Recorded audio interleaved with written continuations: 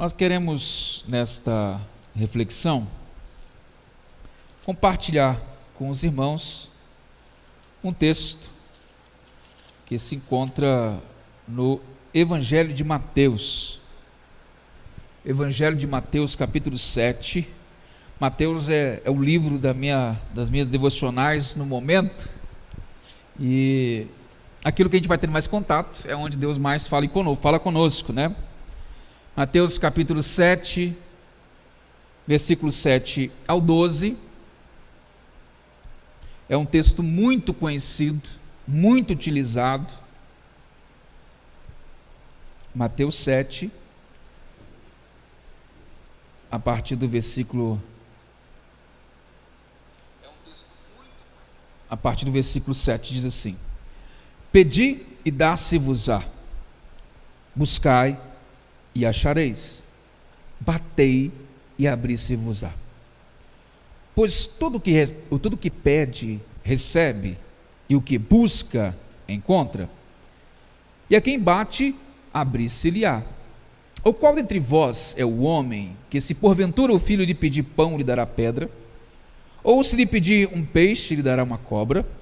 Ora, se vós, que sois maus, sabeis dar boas dádivas aos vossos filhos, quanto mais vosso Pai que está nos céus dará boas coisas ao que lhe pedirem?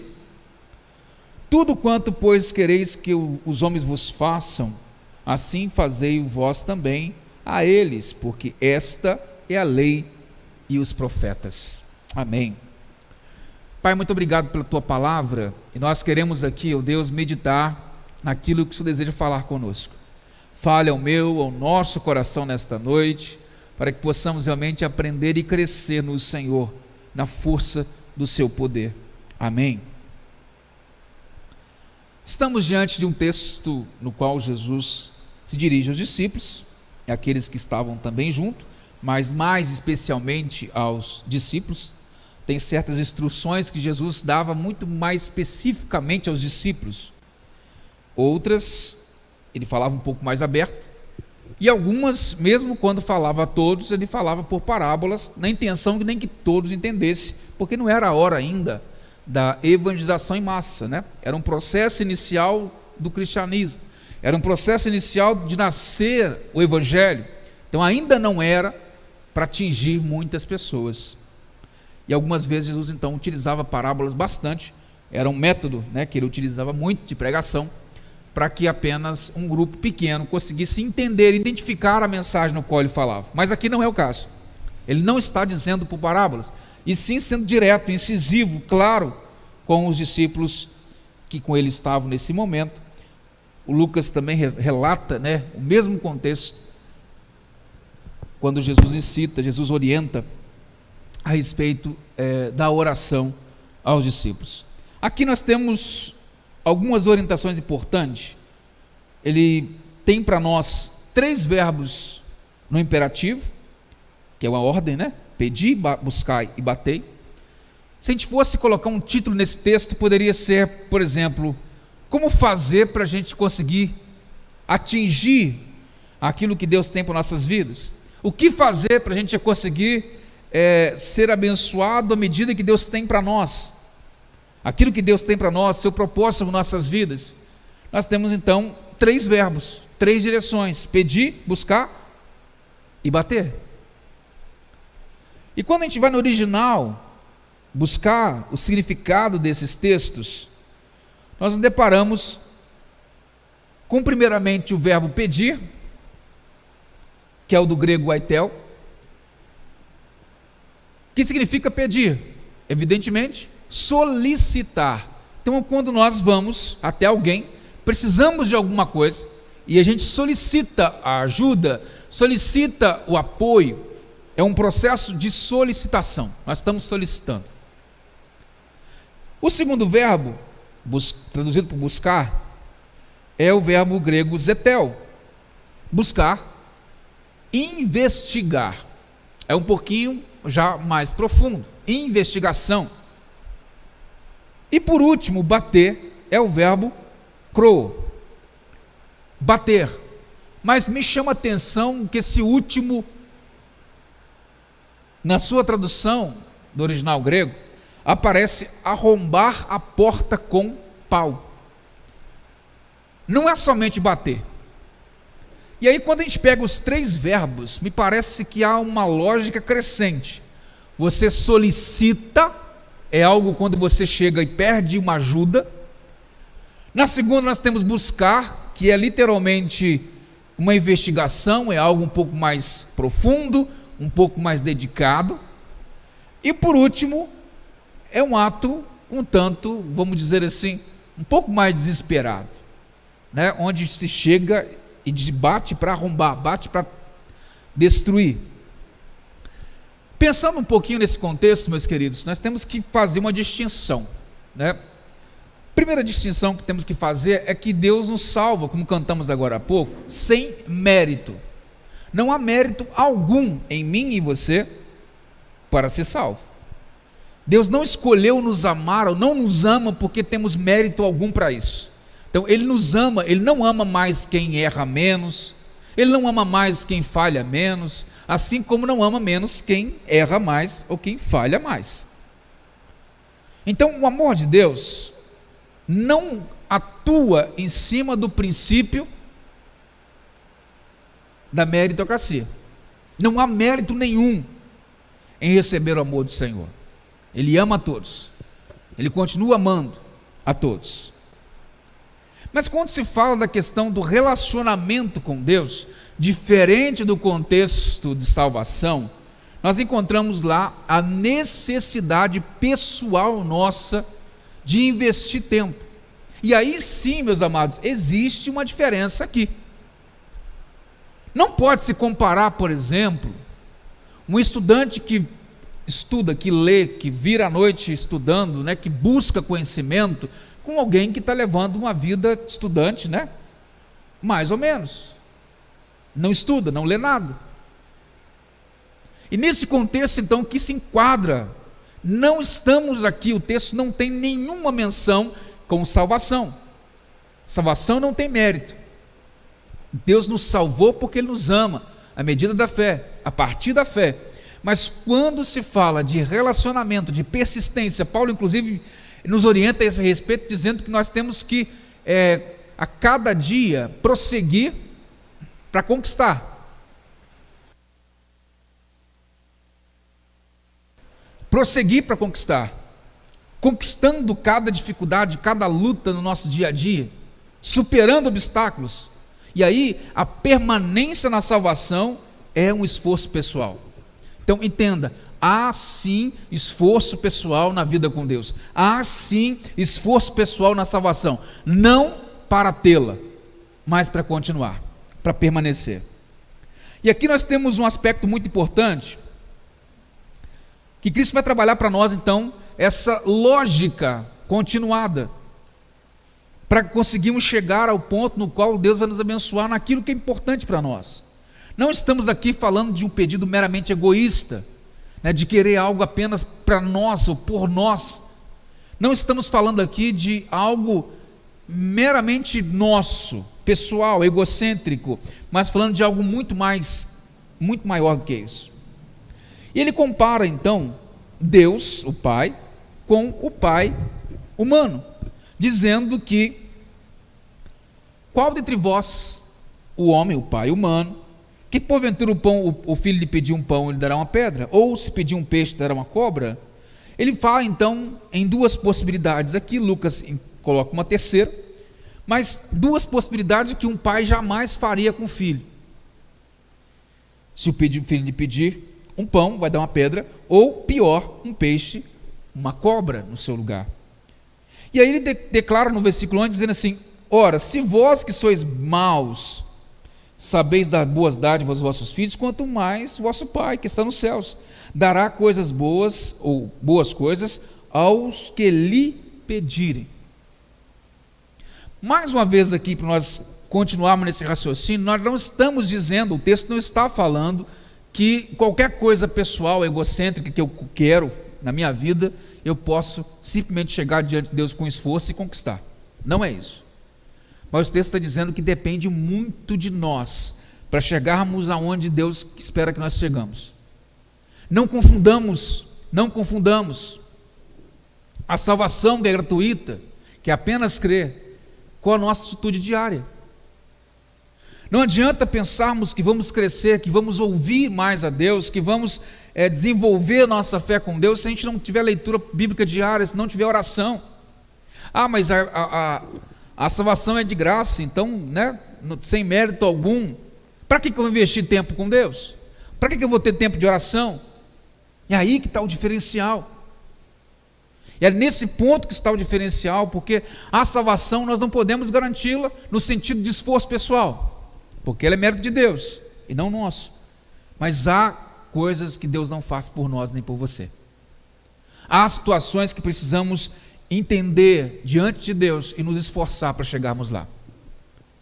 Nesse processo, meus queridos, eu entendo que Deus vai orientando. Eu começo a pensar, quando eu leio um texto, eu começo a tentar entender na lógica como se fosse um vídeo, né? Eu começo a assistir o vídeo da leitura. Então eu vou lendo e começo a ver o personagem fazendo as ações. Então quando se fala em pedir, eu penso em alguém chegando diante de alguém com autoridade e solicitando: olha, eu preciso disso, por favor, me ajude. Quando passa por segundo buscar, eu consigo visualizar alguém se esforçando um pouco mais, buscando informação. Talvez buscando, falando em nível humano, né? Buscando em outros lugares. E por último, quando eu já chego no último bater aqui, levando em consideração o que o verbo original grego declara, né? Que é um esforço um pouco mais exacerbado, eu já vejo alguém chegando e arrombando a porta, literalmente.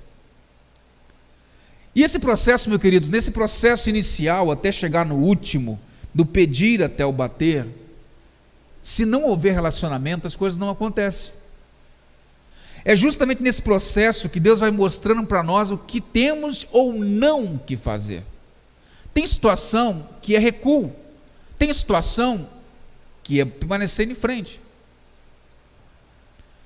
Um exemplo disso, imagine, vamos dar um exemplo claro, imagine que existe alguém doente, né, com uma doença muito séria, a princípio incurável, e começamos a orar por essa pessoa. Insistimos em oração, pedimos, buscamos, ou seja, nós estamos buscando soluções. Nesse processo no qual buscamos em Deus, nós vamos tendo a direção de Deus para saber se aquela doença é para a resolução e pela glória de Deus, ou é para o fim. É aí que entra a questão. O último ato não é um ato desesperado de alguém que não aceita o que Deus quer, mas sim um ato de alguém que entendeu a vontade de Deus e sabe que tem que fazer. Tem momento, meus queridos, que é hora da gente pisar no freio e entender, não é isso que Deus espera de mim. Mas tem momento que nós temos que fazer, como fez, por exemplo, o cego Bartimeu, que não tem uma relação direta com o texto aqui, mas largar de si qualquer coisa que impede, como largou a sua capa e dizer, não, eu posso, eu consigo, eu vou além. Eu preciso ir além. Eu preciso chegar onde Deus quer me colocar, eu preciso chegar onde o que Deus tem para a minha vida. Isso não é uma pessoa egocêntrica, né? O egocentrismo é quando eu penso só em mim e não importa o que Deus pensa. O egocentrismo é quando eu coloco a minha vida em detrimento dos outros. Mas quando eu busco entender a vontade de Deus para a minha vida e para quem está à minha volta, eu começo a entender o que eu tenho que fazer e faço o que tenho que fazer. Nós vamos vendo que os personagens bíblicos, né, que viveram grandes ações de Deus sobre as suas vidas, que viveram grandes milagres de Deus na sua vida, foram pessoas que ousaram na sua fé. É só ler um pouco a história de Elias, a história de Eliseu. Pessoas que vivenciaram experiências de milagres grandiosos com Deus, mas primeiro que abriram mão de si próprio para Deus, para seguir a Deus. E depois que Cristo trabalha essa questão sobre essa necessidade de entender esse processo do pedido, buscar, do bater, chegando ao limite, né, que temos que tomar a decisão até onde nós vamos, ele chega por último e dá uma dica das mais importantes na Bíblia. No versículo 12 ele diz assim: tudo quanto, pois, quereis que os homens vos façam, assim fazei-o vós também a eles, porque esta é a lei e os profetas. Em outras palavras, está dizendo assim: vocês querem ser abençoados? Vocês querem receber o que eu tenho a oferecer? Então, entenda uma coisa: o que vocês esperam dos outros, façam para os outros. O que vocês esperam receber, faça acontecer na vida dos outros. O que você quer que o outro te trate, trate o outro como você que espera ser tratado. E essa é uma lição que nós vemos na prática com o Jó. Jó passou um momento bastante difícil na sua vida, onde perdeu tudo, se encontrava numa situação muito caótica, complicada, os amigos acusando. Imagine ter no momento que você passa por dificuldade, tenta imaginar para você ver. Talvez você encontre dificuldade, passa dificuldade e aparece aqueles amigos que você tem, que você confia, que você gosta, quer por perto, essas pessoas chegam e ao invés de te dar apoio, fica buscando argumentar aquilo que você passa, dizendo que você tem alguma coisa, que você fez alguma coisa, que não pode ser, que aquilo seja algo gratuito, tem que ter um motivo, ao invés de dar apoio. Foi o que os 3 amigos de Jó fizeram. E Jó começa a se defender, começa apenas a dizer: não, eu não sou esse cara que vocês estão pintando, vocês não me conhecem direito. Mas a gente sabe a história muito bem e sabe que no final dela, quando Jó caiu a ficha que estava fazendo errado, enquanto Jó buscava se defender da situação, perdia o foco. E no momento que ele voltou ao foco original, que ele abriu mão de se defender, abriu mão da sua própria honra, abriu mão de dizer e saber de alguma coisa, ele passou apenas a orar a Deus pela vida dos amigos. Aqueles que estavam importunando, aqueles que estavam acusando, aqueles que estavam ali apenas sendo uma pedra de tropeço naquele momento, não benção. E diz o texto lá em Jó, quando ele começou a orar pelos amigos, Deus mudou a sorte de Jó. Foi exatamente no momento. Deus fez isso mostrando a Jó que ele estava com o foco errado. Enquanto ele estava gastando energia se defendendo dos amigos, enquanto ele estava gastando energia se defendendo dos outros, daquilo que ele estava vivenciando, ele estava ficando pior. Pior fisicamente, pior emocionalmente, pior espiritualmente. Precisamos entender que há algo, a nossa parte, quem faz somos nós. Ninguém vai fazer a sua parte. Ninguém faz o que você tem que fazer. Isso é algo que eu tento ensinar muito meus filhos, principalmente o mais velho um pouco, o Ian, das suas responsabilidades. Ele tem que fazer alguma coisa. Aquilo que lhe cabe fazer, é ele que tem que fazer. Não tem que ficar guardando ninguém para fazer. É importante, queridos, muito importante nós pensarmos nisso. Deus confiou em nossas mãos algo importante, propósito, mas é coisa que eu faço o que Deus colocou para mim, mas o que você tem que fazer é o que Deus colocou para você. Há a responsabilidade pessoal nossa, intransferível ela é.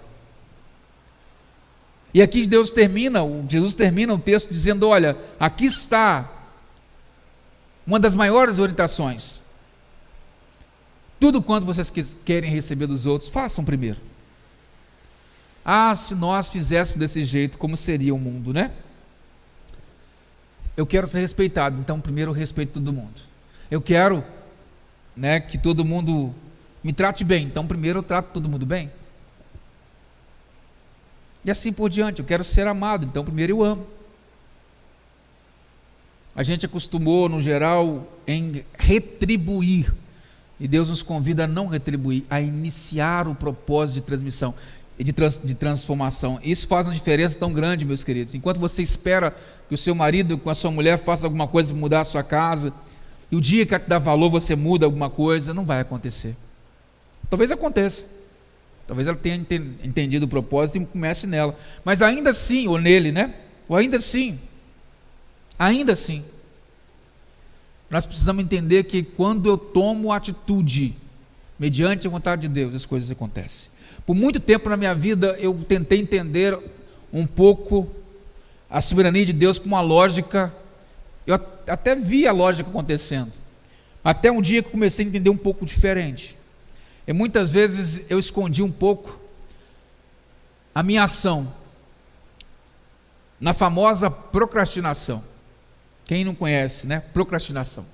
Procrastinação é deixar para depois o que pode ser feito hoje, né? Trocando em miúdos aqui, é deixar para amanhã o que eu posso fazer hoje. Isso é procrastinar. Procrastinar. E muitas vezes eu escondi atrás da minha procrastinação, dizendo assim: não, Deus tem a hora certa de fazer. Na hora certa eu faço. Na hora certa eu vou. Na hora certa eu resolvo. Na hora certa eu dou jeito. Meus queridos, Deus deixa, né? Deus dá corda. Deus deixa a gente andando, vai, né? Até entendermos que não é bem por aí. Deus tem propósito, Deus tem a hora certa de fazer. Tem sim, claro que tem a hora certinha de fazer, mas jamais vamos saber a hora certa de Deus se nós não começarmos a fazer, não começarmos a tomar atitude, não começarmos a abrir a direção da nossa vida para Ele. Não adianta a gente ficar guardando, sentado, esperando que Deus faça alguma coisa, sendo que é nossa missão fazer.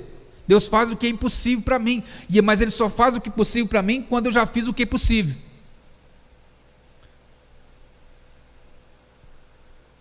Você não começa a sua casa de cima para baixo. Você não começa a bater nas lajes, a sua laje, do primeiro piso da sua casa, depois fazer as paredes. Começa? Não começa, ninguém começa assim. Primeiro se faz a base, depois sobe a parede, e por último faz a laje. Como é que queremos que Deus faça a laje em nossas vidas? Se é que você está me entendendo? Sendo que a fundação está lá parada. Sendo que a base que cabe a mim, cabe a você na minha vida, na sua vida, está lá esperando o quê? Aguardando o quê? Cristo nos orienta, meus queridos, que precisamos tomar atitude. E eu tenho aprendido que às vezes é melhor errar fazendo e refazer e acertar de novo, eu tenho que acertar depois, do que não fazer e esperar que uma hora fique certo. Eu tenho muita dificuldade com algumas coisas porque eu gosto de coisa muito bem feita. Eu gosto de uma certa perfeição. E às vezes me dificulta fazer algo porque eu não quero fazer algo mais ou menos. Eu quero pegar para fazer alguma coisa quando eu vou fazer bem feito. Mas nem sempre eu vou conseguir sentar, eu vou conseguir fazer tão bem feito como eu gostaria. Mas tem um detalhe ainda mais do que isso. Eu jamais vou conseguir fazer bem feito se eu não começar fazendo do jeito que eu sei hoje. De onde eu estou hoje. Eu sou muito mexelão, né? Eu mexo em tudo.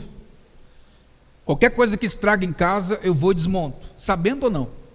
Eu costumo dizer que muita coisa eu conserto, muita coisa eu estrago. Sempre foi assim, né? Desde criança, brinquedinho estragou, já ia lá e desmontava o negócio. Consertava, ou às vezes não. E comecei a aprender muito cedo a mexer nas coisas. Mexia nas coisas, né? E quando a gente não sabe como funcionam as coisas, a gente tem um trabalho enorme para poder abrir alguma coisa, para consertar alguma coisa. Mas quando a gente sabe como funciona, ou seja, se eu não tiver essa coragem de mexer em algo que eu não sabia como funciona, como eu vou saber que funciona? Para exemplificar bem essa questão, esses dias eu estava mexendo nas máquinas lá em casa, máquina de lavar de casa e da minha sogra, trocando os eixos de comando que estava ruim, trocando retentores. Mas é algo que como eu já fiz várias vezes dessas máquinas, teve muito problema porque eu tive que fazer alguns acertos, mas é muito rápido. Agora, quando a gente começa a lidar com o negócio, é igual o profissional da sua área, quanto mais ele trabalha, quanto mais ele faz, melhor ele fica. Quanto menos ele fizer, menos vai saber, menos vai fazer. Nesse aspecto, então, meus queridos, voltando aqui para o nosso texto, Jesus está dando uma dica da vida espiritual, que nós temos que ir para os passos iniciais. Primeiro se pede, Primeiro se ora, primeiro se dobra o joelho, primeiro se dedica em oração, primeiro se tem um tempo com Deus, primeiro se tem um relacionamento com Deus. Não adianta sair do nada querer resolver os problemas, pá, né? Todo animado, vamos chutar a porta, vamos quebrar as barreiras. Não é assim. Primeiro se busca, primeiro busca a Deus, primeiro relaciona com Ele. Depois, o próximo passo vai subindo de degrau, né? Vai para um outro patamar. Se investiga, se busca, e chega um momento onde as coisas têm que ser um pouco mais drásticas. Nesse caso aqui, eu bater. É um arrombamento. Mas tudo isso tem um processo pelo qual Deus nos colocou. Deus coloca-nos em processo, meus queridos. Não tente apressar as coisas, tente simplesmente aproveitar o que tem nas suas mãos hoje. Davi foi ungido rei ainda quase criança praticamente, e demorou muito tempo para tornar-se rei. Mas às vezes a gente não entende que esse processo todo que ele demorou lá da sua unção por Samuel até assumir o reinado foi um momento de preparação. Tudo que ele viveu nesse período ele preparou, tudo que ele viveu nesse período ele cresceu, e quando ele assumiu o reinado de Israel ele era uma pessoa preparada. Mas sabe de uma coisa? Jamais seria se ele não tivesse se colocado à disposição de Saul, se ele não tivesse se colocado à disposição de contra Golias, se ele não tivesse feito tudo o que ele fez no processo. No geral, meus amados, nós queremos as coisas na mão assim, resolvida. O ser humano quer as coisas prontas para ontem, sem envolvimento, sem dedicação, sem persistência. E na vida é assim, na vida física é assim, e também na espiritual. Se nós não decidirmos fazer o que nos cabe, ninguém fará por nós, nem Deus. Deus não faz aquilo que eu posso fazer. Deus não fará o que você tem que fazer. É uma palavra que eu aprendi muito cedo. Aliás, muito cedo não, eu entendo que foi até tarde. Quantas vezes eu já sofri acompanhando pessoas que não tomavam decisão, e eu ficava insistindo, ficava orientando, ficava falando e não adiantava nada. É o mesmo contexto aqui um pouquinho adiante, pode até colocar aqui, né? Versículo 6, olha só, versículo 6 do capítulo 7. Não deis aos cães o que é santo, nem lanceis aos porcos as vossas pérolas, para que não pisem com os pés e voltando-se vos dilacerem. Um pouquinho antes, versículo 6, no 7 ele começa a falar sobre isso. Dar aos porcos as pérolas quer dizer, não adianta dar uma coisa para alguém que não está preparado para receber. Não adianta. Pode ser a coisa mais valiosa do mundo, não adianta.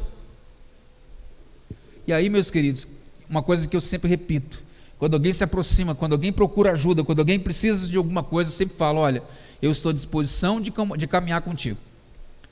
Mas primeiro, até onde você quer ir? Qual é a sua decisão em relação a Deus?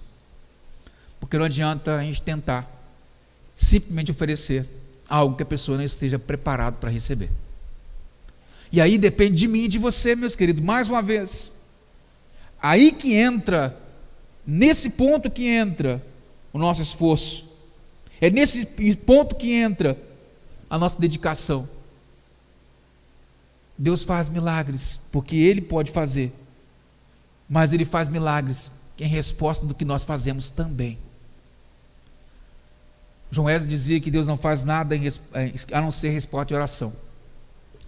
É uma frase complicada, mas eu entendo que a maioria das coisas que Deus faz no dia a dia, tirando salvação, Ele não faz realmente a não ser que seja relacionado com a minha decisão, com a tua decisão, com a tua dedicação, com a tua vontade. Então hoje entenda essa palavra e comece a colocar algumas coisas em prática. Primeiro, comece a fazer para os outros o que você quer receber. Essa é a primeira dica que temos aqui, né? Segundo, coloque a sua dificuldade diante do Senhor e se disponha a fazer o que tem que ser feito. Não busque alguém para fazer, não culpe alguém pela falha. Lide com ela, vai ter falha, claro que vai. Tudo que a gente faz, a gente erra, a gente falha. A gente sabe que é com o erro que a gente cresce. O erro cresce muito mais do que o acerto. Muito mais. A gente tem que ficar atento à nossa volta. A gente ouvir e entender o que está acontecendo à nossa volta, para que a gente possa avançar na nossa vida espiritual. Nós vamos nos preparar para orar neste momento. E eu quero desafiar você a pensar bem nessa reflexão. Pensar bem nessa palavra. Você tem sido negligente? Talvez procrastinador na vida espiritual, no dia a dia, no seu trabalho. Coloca diante do Senhor isso nessa noite. Eu estou dizendo aqui com o meu coração aberto, é um problema que eu tenho e eu lido com ele. Não tenho vergonha nenhuma de dizer. Eu lido com ele. A maior dificuldade que eu tinha até então, porque eu lidava de um jeito espiritual com isso. É aí que a gente tem que lidar, né? Quando a gente começa a entender de outra maneira, a gente tem que abrir os olhos. É Deus que abre nossos olhos. Precisamos fazer. Esperar pacientemente pelo Senhor não quer dizer cruzar os braços, esperar o Senhor, o dia que acontecer, tá bom. Claro, na hora que Deus quiser vai acontecer. É o mesmo que um casal orar com um filho e esperar acontecer. Não dá. Tem a parte que o casal faz. A gente sabe que tudo tem propósito, mas tem a parte que nós fazemos. Orar a Deus é crucial. Pedir a Deus é crucial. Mas tem a parte que me cabe, a parte que te cabe. E nesta noite talvez eu quero te convidar, ao invés de orar por suas dificuldades, por seu problema, ao invés de clamar pela dificuldade, hoje peça a Deus, Senhor, me fale. Talvez se eu tenha sido negligente, eu tenho vivido a negligência na minha vida pessoal, espiritual, ou tenho vivido na procrastinação, mude-me. Querido, o procrastinador sofre muito. Eu falo de experiência própria. As coisas não vão dar certo do jeito que a gente quer, chega isso na hora não tão feito, e a gente vai buscar um jeito de resolver isso de outro jeito. Deus não quer isso para você. Nem para mim, nem para ninguém. Mas aquilo que está em sua mão para ser feito, para você fazer, Ele não vai fazer. E ninguém fará para você. Porque se alguém fizer para você, não surtirá o mesmo efeito. O efeito é, você tem que fazer. É o seu papel.